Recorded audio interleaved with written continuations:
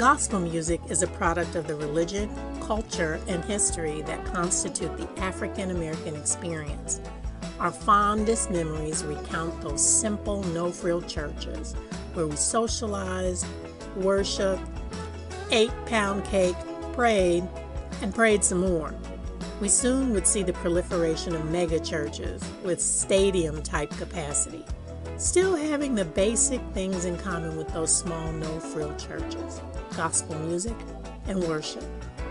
The history of gospel takes its origins from various musical compositions: hymns, African melodies, slave songs, anthems, spirituals, and holy blues. The term gospel music would actually not be used formally until 1921. The term gospel is derived from the Anglo-Saxon phrase God spell, meaning good story. The church was then and is now a major source of refuge and strength.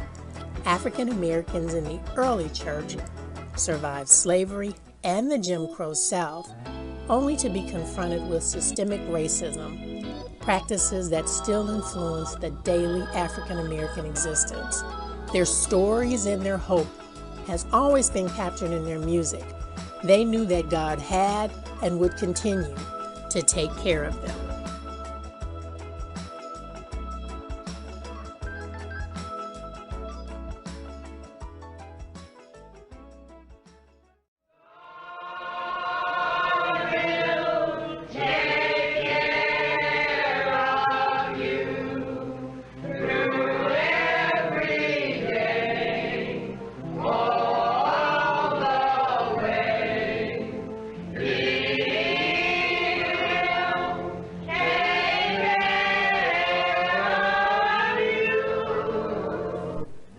This was one of those songs where you just had to sing along with them. Don't you remember? God will take care of you. Can't you feel that? Let's go back. During the era of slavery, music became a way to tell their stories and anesthetize the pain and dehumanizing condition of their lives. Field hollers would lead chants that would be repeated by others. These songs were called call and response songs. This music was possible because many of the slaves could not read or write, so call and response songs allowed people to participate in the songs while out in the fields. It has been historically noted that the song Wade in the Water's lyrics was a code song used by Harriet Tubman to educate slaves to select water routes when going north, so that the master's hound dogs would lose their scent. Isaac Watts was not impressed by the music sang in his church. He often complained. At one point, his father told him if he didn't like what was being sang, he should come up with something better. And he did. Approximately 600 hymns to his credit, his songs were challenging to the status quo as he ventured into writing songs about the human experience. This was a challenge to the traditional songs being sang at the time. The early 1700s would begin the period known as the Awakening, where strong religious influences would permeate the colonies. This period was characterized as a time when slaves were being encouraged to adopt Christianity. John Newton was originally a slave trader who converted to Christianity after a harrowing storm at sea that resulted in his conversion. He recounted the ship was sinking and he prayed to God to save him. By some miracle, the ship stopped sinking, and from that began his gradual conversion to Christ. While it took him over 30 years to completely renounce slavery, in 1772 he wrote the lyrics to Amazing Grace that would later be sang to the tune New Britain in 1835. Newton is quoted as saying, "I am not the man I ought to be, I'm not the man I wish to be, and I'm not the man I hope to be, but by the grace of God, I'm not the man I used to be." Amazing Grace is the most performed hymn and is reported to be performed at least 10 million times a year. Charles Wesley deserves mention as contributing to the foundations of gospel music. While he was one of the leading founders of the Methodist Church, He is credited with writing the lyrics for some 6,500 to 10,000 hymns. Some of his most notable hymns include Jesus, Lover of My Soul, and Christ the Lord is Risen Today. He is listed in the Gospel Music Hall of Fame because of his significant contribution to Christian lyrics. The first African Baptist church in Savannah, Georgia, under the leadership of Reverend George Leal, 1773, would see the establishment of a congregation who would become the first black church in North America. This was a harrowing feat in that slaves were not permitted to gather together for formal worship. While the congregation was clearly established, Reverend Leal would not be permitted to safely preach until 1775. Because Reverend Leal was loyal to the British, he received his freedom, but when they were defeated, he feared losing his freedom, so he left America, leaving the church in the hands of ordained minister Andrew Bryan. According to Eileen Southern, author of Hymnals for the Black Church, the first hymnal created for a black congregation was the collection of spiritual songs and hymns, published in 1801 by Richard Allen. Richard Allen is recognized as one of the founders of the African American Episcopal Church, or AME Church, the first independent African American church in the United States. Today, the African Methodist Church has over 6,000 churches and over 2 million members. In 1866, a year after the 13th Amendment to abolish slavery, Fisk University would be the first United States school to allow freed slaves and students, irrespective of color, to attend. The Fisk University 9-member ensemble was formed in 1871 to tour and make money for the university. Their performance of spiritual music was a sound that would shock the nation because of the sophistication and sound that was a stark contrast to the minstrel music of that age. Keep in the Middle of the Road by William Shakespeare Hayes. There were limited opportunities for African Americans to tell their own stories in song. They had to create these spaces for themselves, typically while working or during worship. A song that would become a favorite spiritual of black sharecroppers, but would historically be labeled as a product of the era of minstrel music. This music was in sharp contrast to the sophistication and style of the Fisk University Ensemble, who offered a counter to this type of music. Don't you turn to the right, don't you turn to the left, just keep it in the middle of the road. Now we move closer and closer to the age of gospel. During the 1920s and 1930s, the National Baptist Convention published the Gospel Pearls. In this book was 163 songs published as an official hymnal for the Baptist Church. Songs like Old Time Religion and Swing Low were featured in this gospel treasure. A quote from the book summed up the reason for creating the musical anthology. Born out of an urgent demand for real, inspiring, and adaptable music in all of our Sunday schools, churches, conventions, and other religious gatherings, it would be 50 years before this booklet would be replaced.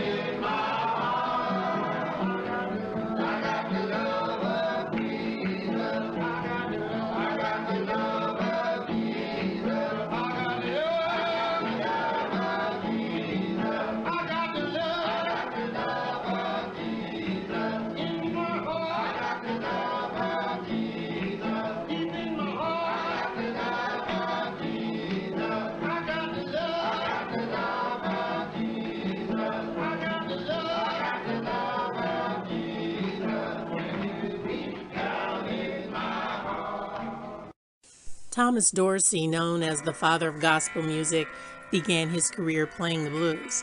During the Great Migration, he left Atlanta for Chicago, and in 1924 premiered as Georgia Tom with blues great Ma Rainey. as it was his desire to play secular music. After suffering 2 nervous breakdowns, he made a commitment to give up playing blues and dedicate himself to the Lord. Mainstream churches rejected his style of music, which at the time referred to it as holy blues. In 1932, after losing his wife and child during childbirth, Dorsey recounted getting a strong song directly from God when he wrote the tune, "Take My Hand, Precious Lord." He would later team up with the great Mahalia Jackson in what would become known as the golden age of gospel music. During his lifetime, he would compose over 3,000 songs and was credited with creating the first gospel choir.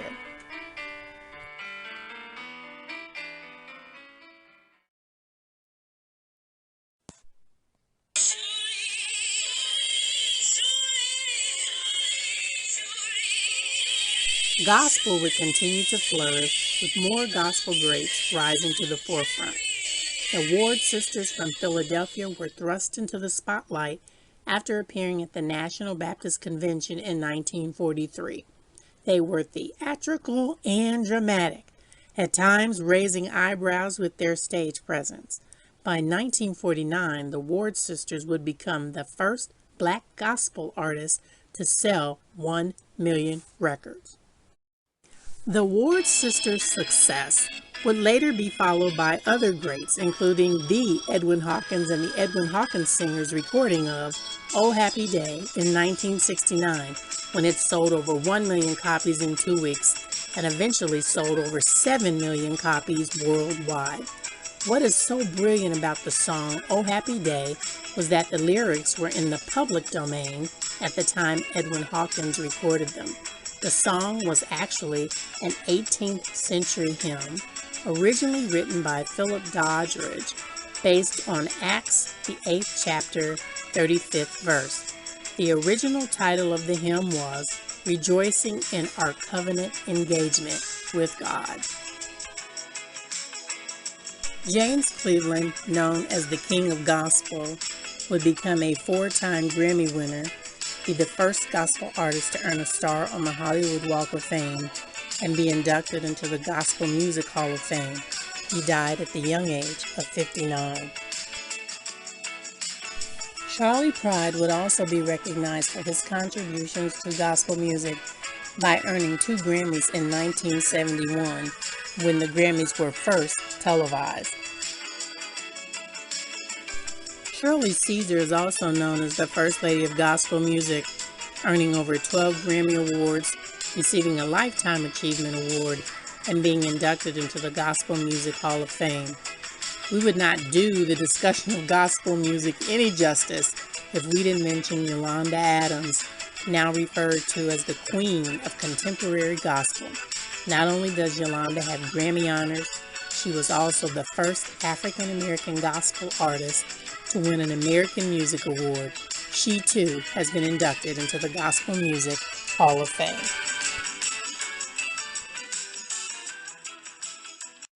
Hi, I want to welcome everybody to another episode of Tabernacle Talks, and we have one of Tabernacle's own music extraordinaire, brother Edward James. Hey, EJ. Hello, how are you? Well, we're going to be talking about something that's near and dear to your heart, and that's gospel music. Before we even get into the questions, you always have questions. Tell the audience a little bit about yourself so they can see how grand you are. I don't know about grand, but my name is Edward James. I am from Hampton, Virginia, born and raised. I lived there for most of my life. And then I moved here to Ohio to be the minister of music at Tabernacle Baptist Church. I come from an incredibly musical family on both sides. People, parents, uncles, aunts, grandparents. My grandparents were in quartet groups. My mother sings. All of her sisters and brothers sing or play an instrument. They were music teachers. So everyone's musical. I've been playing the piano since I was 4.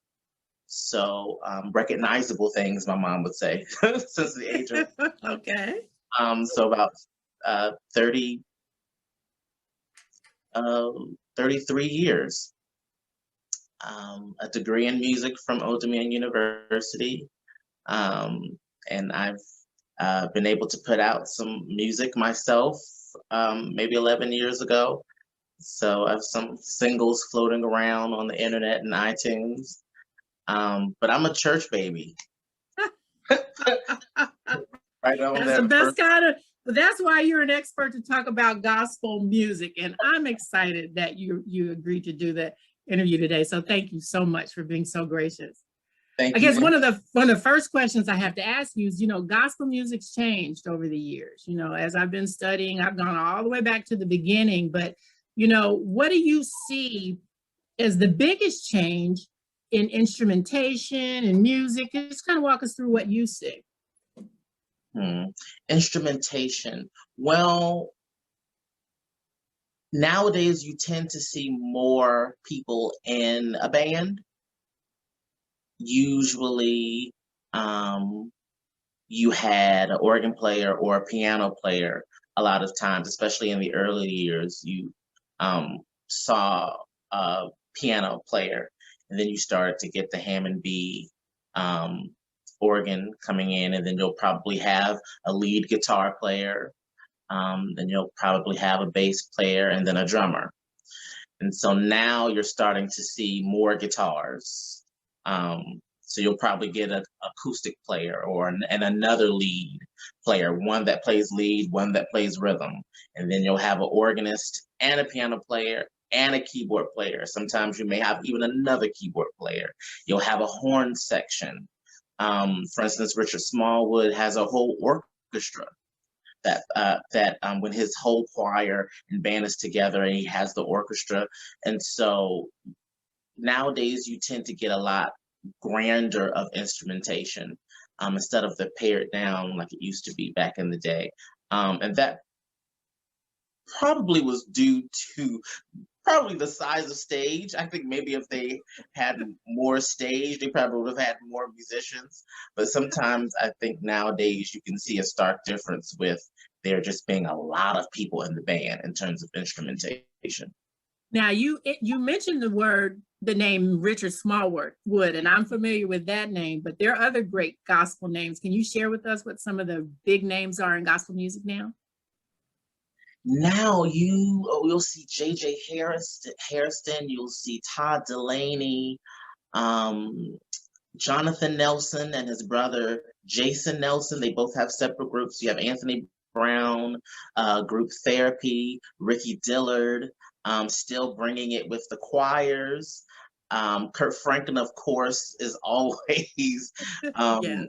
bringing out contemporary music. Tamela Mann, you're starting to see, and anybody who's used to Kirk Franklin and the Family, the original, Yes. that big, huge voice. So we've been familiar with Tamela Mann for 25, 30 years, and she has her solo career. You have Travis Green, then you have Corinne Hawthorne, who got her fame on The Voice, and I think, if I'm not mistaken, she was probably one of the first contestants on that show to start singing gospel music.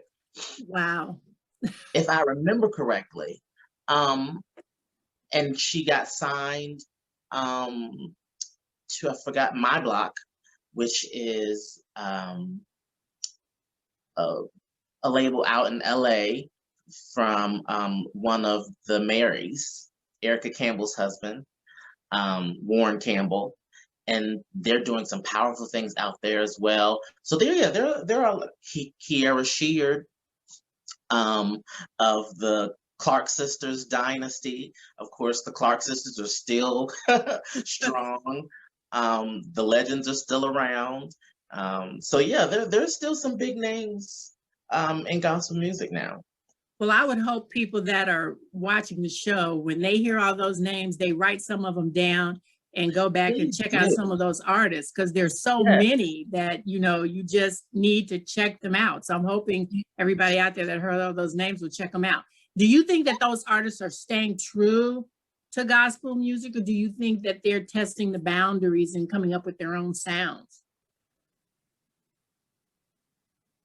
That's a unique question because as a musician, you're always testing the boundaries. You're always pushing to see, not necessarily how far you can take things, but usually creative minds are always listening to everything. Because there are plenty of gospel music artists who have Prince as their inspiration, have Michael Jackson as their inspiration, Janet Jackson as their inspiration, Sting, Chicago, the Rolling Stones. And so as a musician, you just kind of, you hear a catchy rhythmic pattern, or you'll hear a horn riff, or you'll hear a guitar chord structure, and it kind of sticks in your brain.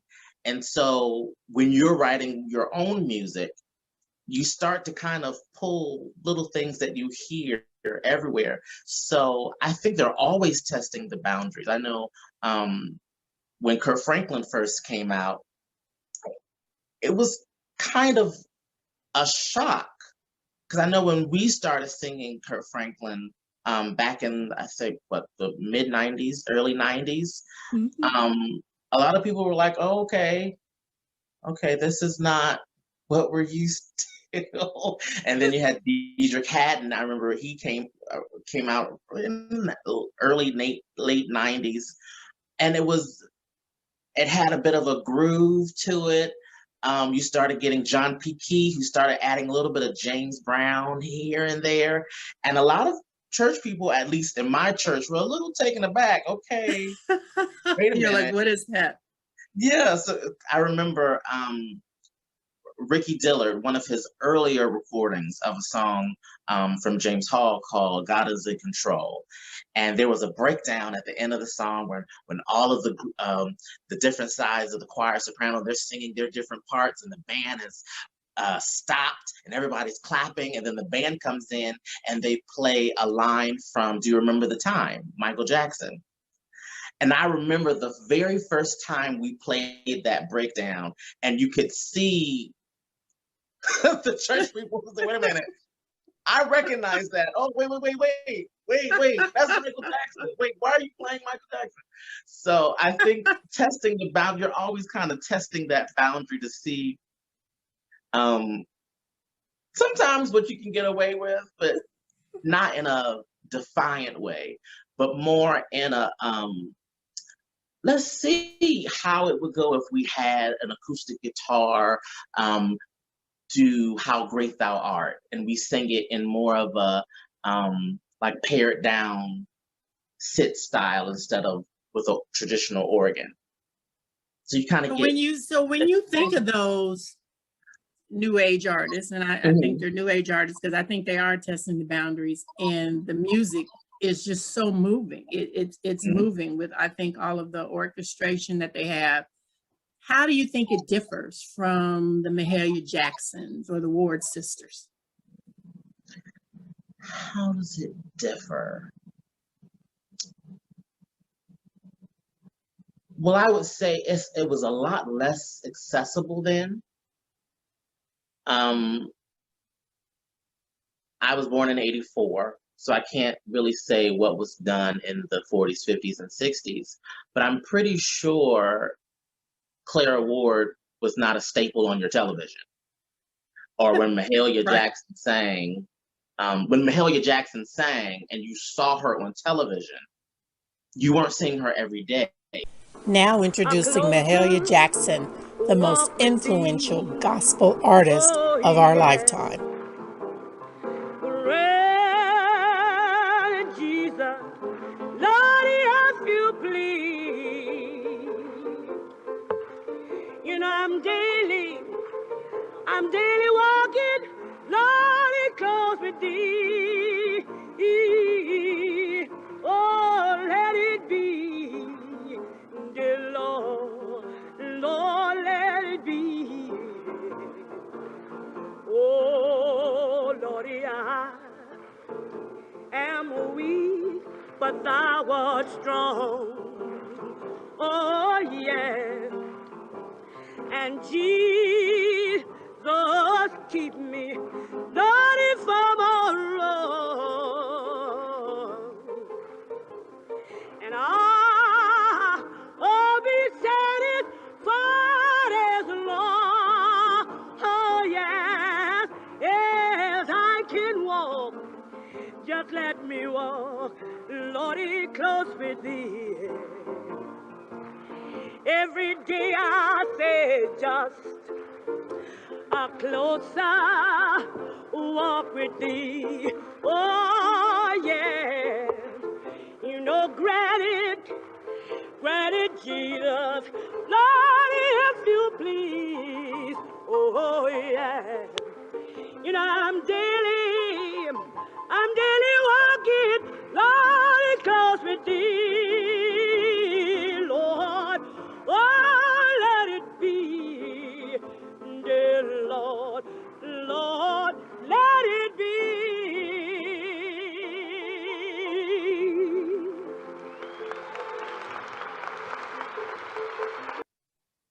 Well, Minister EJ, I knew you were a wealth of knowledge before I asked you to come on the show.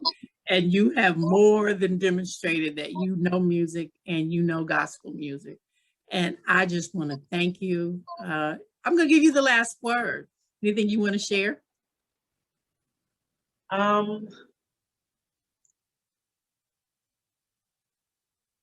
Just know that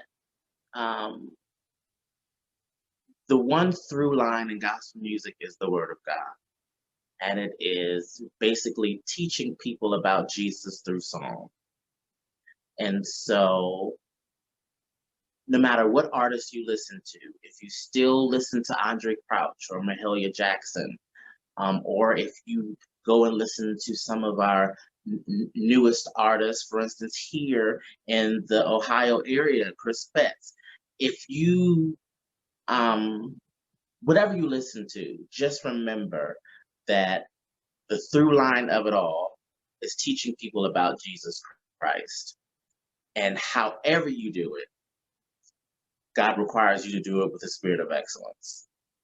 So no matter what your style is, anybody who's watching this who have written a song, or you're scared to sing, or you're scared to put yourself out there, or you're scared that, well, maybe it's too traditional, or maybe it's too contemporary, just if that's the song that God has given you in your heart and you feel led by the Holy Spirit, then do what God tells you to do.